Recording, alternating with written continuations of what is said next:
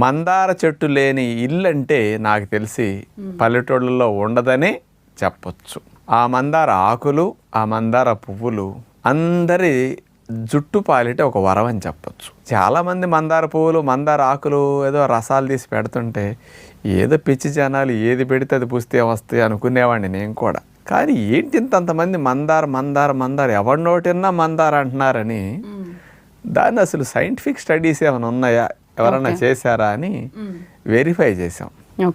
40 పరిశోధనా పత్రాల యొక్క సారాంశాన్ని అమెరికా దేశం వారు 2015 సంవత్సరంలో రట్గర్స్ యూనివర్సిటీ USA వారు వాళ్ళు ఇచ్చినవి.